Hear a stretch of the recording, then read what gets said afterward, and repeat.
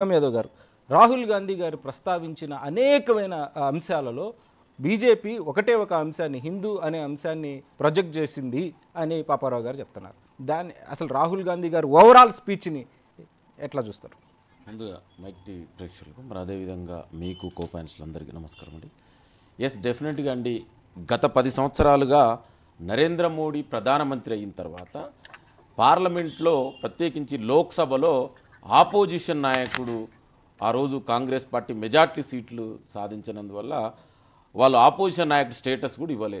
అయితే గత 10 ఏళ్ళలో ఎప్పుడు కూడా పార్లమెంట్లో చర్చలు జరిగినటువంటి సందర్భం మనం గత 10 ఏళ్ళుగా ఎక్కడ కనబడలే. సో ఇవాళ కాంగ్రెస్ పార్టీ రాహుల్ గాంధీ గారి ఆధ్వర్యంలో భారత్ జోడో న్యాయయాత్ర తర్వాత అదేవిధంగా కాంగ్రెస్ పార్టీ జాతీయ అధ్యక్షుడు మల్లికార్జున ఖర్గే గారి ఆధ్వర్యంలో ఇవాళ కాంగ్రెస్ పార్టీ ఒక బలమైన ప్రతిపక్షంగా ఇవాళ పార్లమెంట్లో ఉంది. సో మొన్న రాహుల్ గాంధీ గారు మాట్లాడుతూ ఒక ఆపోజిషన్ నాయకుడుగా 10 ఏళ్లుగా నరేంద్ర మోడీ ఏం చేసిండు, ఇవాళ నిరుద్యోగం, ధరల పెరుగుదల, దీని గురించి మణిపూర్ లాంటి సంఘటనలు మాట్లాడకుండా ఇవాళ వాళ్ళు ఎంతసేపు మచిలీ, మటన్, మంగళసూత్ర లాంటి విషయాలు మాట్లాడడం, ఇవాళ దేశంలో ఉన్నటువంటి సమస్యల గురించి మాట్లాడుకుంటూ ఆయన దాన్ని ప్రస్తావించడంలో భాగంగానే ఇవాళ బీజేపీ ఏ విధంగా మత రాజకీయాలను చేస్తుంది, విద్వేష విషపూరిత మత రాజకీయాలతోటి ఇవాళ రాజకీయాలు చేస్తుంది. ఇవి మంచిది కాదు. ఇవాళ హిందుత్వం వేరు, హిందువులు వేరు. ఇవాళ ఒక బీజేపీ ఆర్ఎస్ఎస్ఏ ఒక సోల్ అండ్ కస్టోడియన్ హిందువులకు కాదు.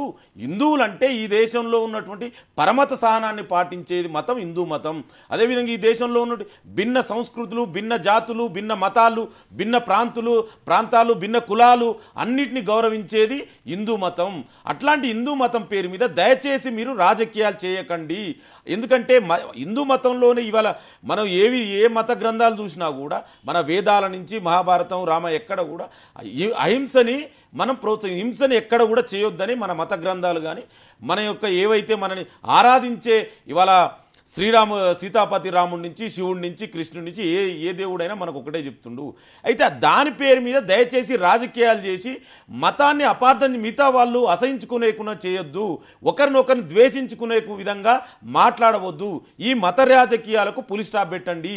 దయచేసి దేశంలో జరుగుతున్నటువంటి ఏదైతే రియల్ సమస్యలు ఉన్నాయో దాని మీద మాట్లాడదామని రాహుల్ గాంధీ గారు మాట్లాడారు. ఇవన్నీ కూడా వదిలేసి రాహుల్ గాంధీ గారు మాట్లాడిన ఒక హిందుత్వం, ఆయన అన్నది ఏందండి, హిందువుల పేరు మీద మీరే బీజేపీ ఆర్ఎస్ఎస్ఏ కాదు కదా, మేమందరం కూడా హిందువులమే.